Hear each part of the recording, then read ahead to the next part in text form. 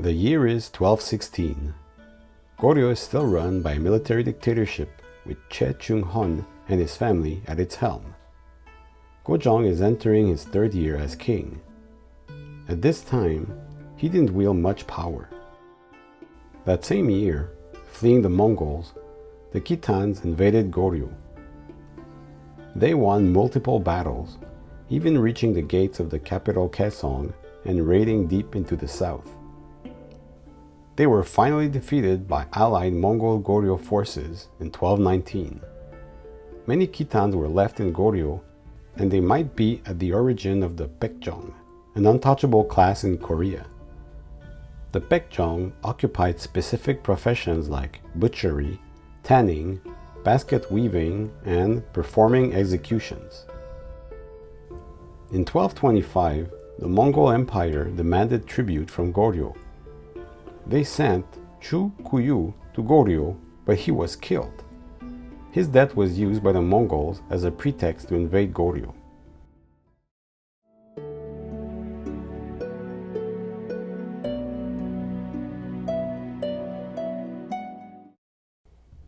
In 1231, Ogadai Khan ordered the invasion of Korea. General Saritai was the commander of the Mongol army. The Mongol army crossed the Yalu River and quickly took the town of Uiju. Yuan turned traitor and joined the Mongols. Che U, the second military dictator of Goryeo, and Che Chung-hun's son, mobilized as many soldiers as possible and fought the Mongols. They won some battles during siege warfare.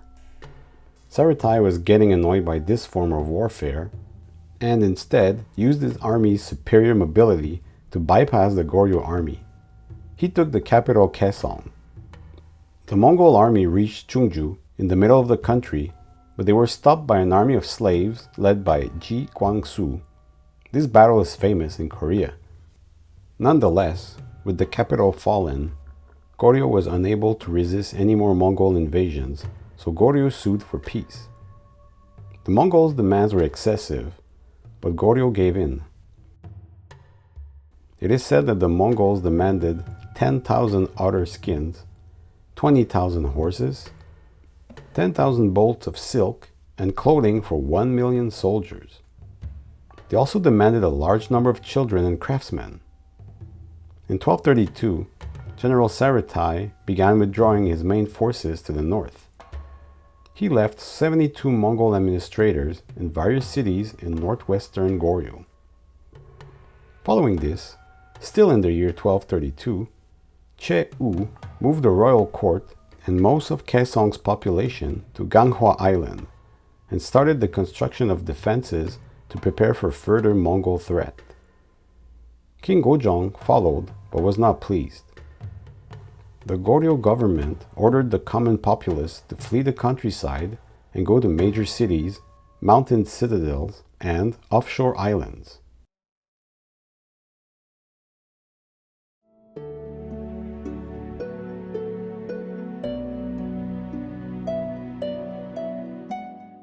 The Mongols did not like these actions and retaliated by attacking Goryeo again. This time, the Mongol army was led by the traitor Yuan. They reached Ganghwa Island, but failed to take it. They were repelled to Gwangju. In the Battle of Choin near Yongin, the Mongol general Saritai was killed by the Mong Kim Yun-hu. This battle took place in Cheoinsanseong Fortress. The Mongols withdrew following this loss.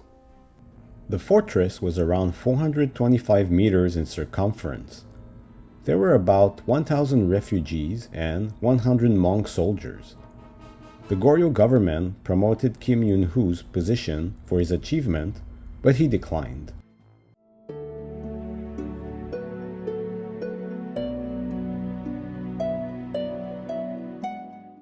In 1235, the Mongols began a campaign that destroyed parts of Gyeongsang and Jeolla provinces. Civilian resistance was strong. The Goryeo military and righteous armies, informal civilian militias, had no chance against the relentless onslaught of the Mongol army. The Mongol couldn't take Ganghwa Island and mainland mountain castles, so they began to burn Goryeo farmland to starve the populace. When fortresses surrendered, the Mongols executed everyone who resisted them. In 1238, Goryeo sued for peace once again. In exchange for Goryeo's agreement to send the royal family as hostages, the Mongols withdrew. The Mongols also demanded to clear the seas of Korean ships, relocated the court to the mainland, and hand over anti-Mongol bureaucrats. In response, Goryeo sent a distant princess and 10 noble children, but they also sent an unrelated member of the royal line. No doubt, this did not please the Mongol.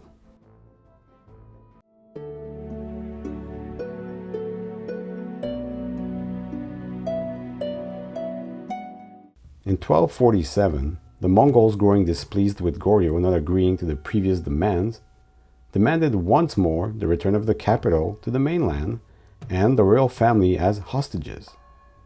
Gojong refused again, so Guyuk Khan sent Amugan to Korea. Amugan pillaged the Korean peninsula as retaliation. In 1248, Guyuk Khan died, so the Mongols retreated. In 1251, Mongol Khan ascended the throne and demanded that King Gojong be summoned before him. He also demanded the same as previous emperors, to move the capital back to Kaesong. The attacks continued, and it took 3 years for Gojong to finally agree to move the capital back to the mainland. Gojong sent his stepson, Angyong, later King Yeongjong, as hostage. The Mongols agreed to cease fire in 1254.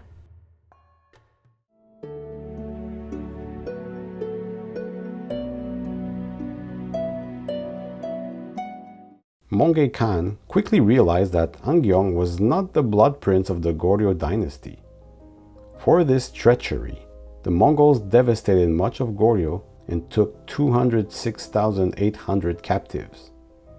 Famine and despair forced peasants to surrender to the Mongols. From 1255 onward, the Mongols began attacking the coastal islands.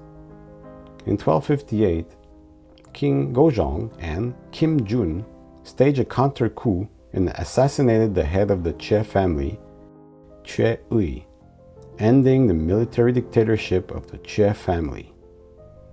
Following this, King Gojong sued for peace once more with the Mongols. The Goryeo court sent the future king Wang Geon as a hostage and began preparations to return to Kaesong. The Mongols withdrew from central Korea. With the Che clan out of the picture, the peace treaty could be concluded. The treaty permitted the maintenance of the sovereign power and traditional culture of Goryeo, but the kings of Goryeo must marry Mongolian princesses and be subordinate to the Mongolian Khans.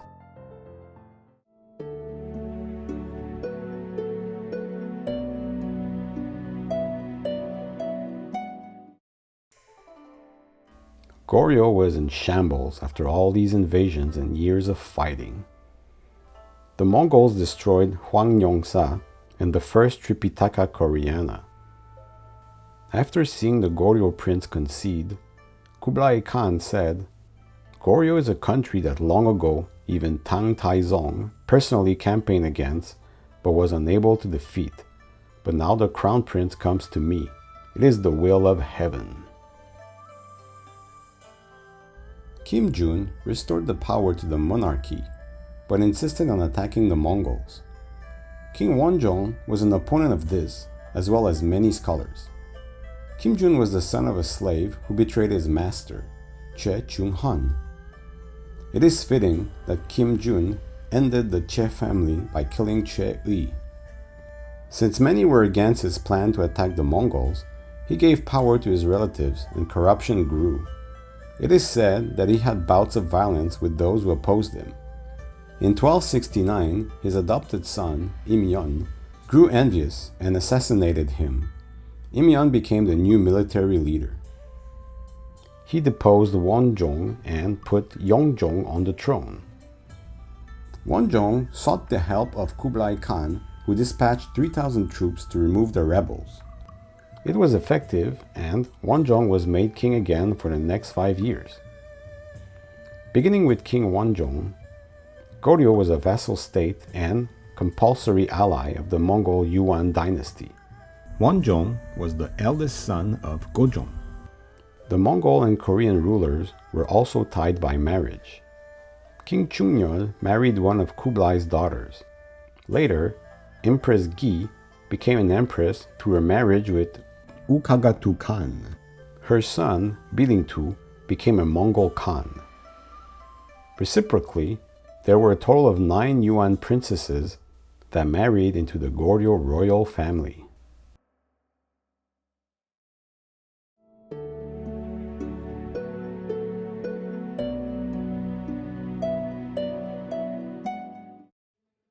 King Chung was king during the Mongol invasions of Japan. Korea, being a vassal state of the Mongol Empire at the time, had to help prepare the invasion and send troops and ships. Apparently, there were 6,000 to 8,000 Korean soldiers as well as 7,000 Korean sailors who took part in the invasion of Tsushima in 1274. This first invasion abruptly ended with a typhoon that swept away ships and countless Mongols, Churchens, Han Chinese, and, of course, Koreans. Of the 30,000 invaders, 13,500 were lost. The second invasion saw an even bigger force, 600 ships from southern China and 900 ships from Korea. It is said that Korea sent 40,000 troops, southern China 100,000. These numbers, from Japanese sources, might be exaggerated, but for sure the second invasion was bigger than the first. Kublai Khan must have been really annoyed with Japan's lack of submission. The second invasion started in 1281. Together with southern China, the Mongol Empire sent a combined force of 142,000 soldiers and sailors. Things were not going too well for Japan, but on August 15th of 1281, a great typhoon, known as Kamikaze, devastated the anchored fleet in Hakata. According to Korean sources, out of the 26,989 Koreans who set out to invade Japan, 7,592 didn't return. There are debates about the amount of troops and sailors sent, but one thing is sure, a tremendous amount of lives was lost. Goryeo, which was in charge of shipbuilding for the invasion, lost its ability to build ships and defend the sea since a large amount of lumber was cut down. That in turn made it much easier for Japanese pirates to attack the coasts of Goryeo.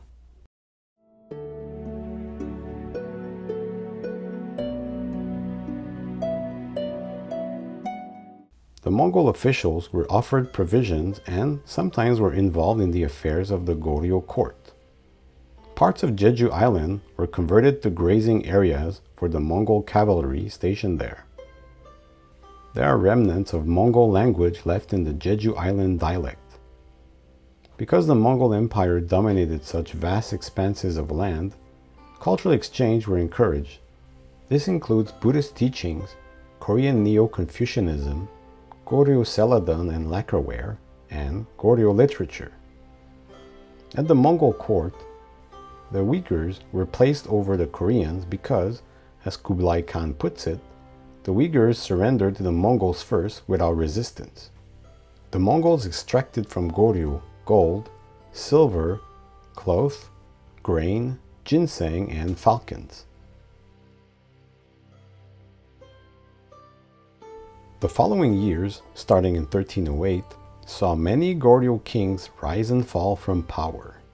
Many of those kings had the title Chung instead of their pre-Yuan imperial titles. Chung means loyalty, in this case, loyalty to the Yuan court. Chung's son spent much of his time in Dadu, present-day Beijing. He retired from the throne and was sent into exile in Tibet.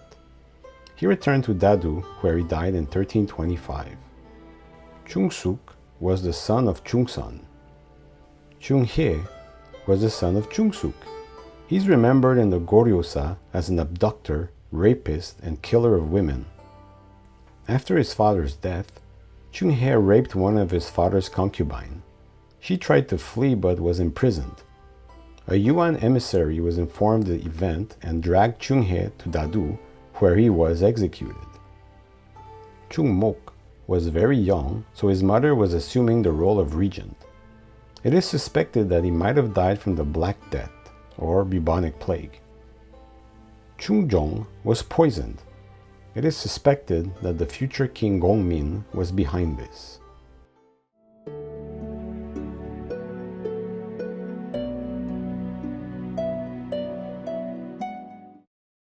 Gongmin ascended the throne in 1351. He was forced to spend many years at the Yuan court, starting in 1341. He was a virtual prisoner. He married the Mongol princess Queen Noguk. Around the time he became king, the Mongol Yuan Empire was beginning to crumble. Seeing that, King Gongmin began efforts to reform Goryeo and remove Mongol influences. His first act was to remove all pro-Mongol aristocrats and military officers from their positions. In 1356, the Goryeo army retook the Sangsong and Dongyong prefectures, who were previously annexed by the Yuan Dynasty. Around the same time, they repulsed two large invasions by the Red Turbans in 1359 and 1360. Also, they defeated an invading Mongol Tumen in 1364. A Tumen is a unit of 10,000 soldiers. After the death of his wife Noguk in 1365, King Gongmin fell into depression. He became indifferent to politics and entrusted that task to the Buddhist monk Shindon. He wanted to reform the land and nation and was met with strong opposition by powerful families. In 1371, he was executed, no doubt because of treachery and lack of support. In 1374, Gongmin was assassinated. Following this, a high official, Yi Inim, assumed the helm of the government and enthroned King Gongmin's son, King Wu. Wu is the only king in Korean history to never receive a posthumous title for his reign. His ancestry has been a point of contention amongst historians. He's apparently the son of a slave girl named Banya. His mother was never acknowledged as the king's mother. Banya was imprisoned for protesting to Queen Gongwan, posthumously known as Queen Myeongdok. Banya was thrown into the Imjin River, where she drowned. Soju was introduced to Korea by the Mongol invaders, who themselves got the technique of distilling arak from Central Asia and the Middle East. Distilleries were set up in the capital of Kaesong. Soju was known then as arakju. The oldest extant book printed with movable metal type, Jikji, was printed in 1377. Jikji is an abbreviated title. The full title of the Korean Buddhist document can be translated to Anthology of Great Buddhist Priests' Zen Teachings. In the 1380s, Goryeo was busy with repelling Japanese pirates, the Woku. An important scientist and inventor arose during these times, Che Mu-sun. He's best known for enabling Goryeo to domestically produce gunpowder and inventing gunpowder-based weapons to repel the Woku pirates that plundered coastal regions of the Korean peninsula. To obtain the recipe, he bribed a wealthy visiting Chinese merchant to Goryeo. This violated Mongol law. He invented some type of fire rocket arrow called Shingijeon that was used against the Japanese pirates. The Yuan dynasty was declining in power, and Ming's power was on the rise. This divided the court into pro-Yuan and pro-Ming.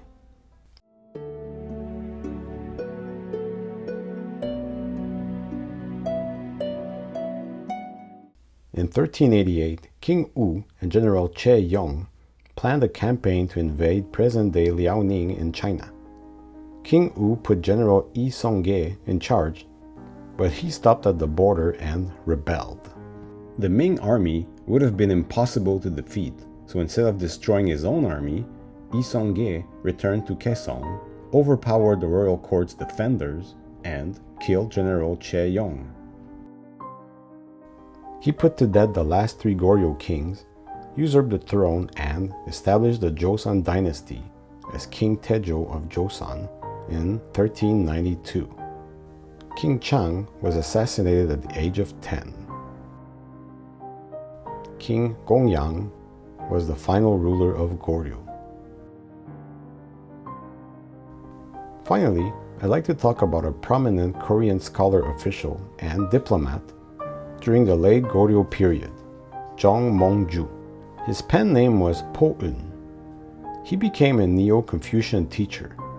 He was very loyal to King Wu and was greatly respected in the Goryeo court. He went to Kyushu in Japan to negotiate aid from the Japanese government for dealing with the Japanese pirates. He then went to China. His negotiating skills led to peace with the Ming Dynasty. He was assassinated during a banquet in his honor by Yi Bang-won, later Taejong of Joseon. Jung Mong-ju was killed because he refused to betray Goryeo. He remained loyal to the end. He's an example of loyalty in Korea.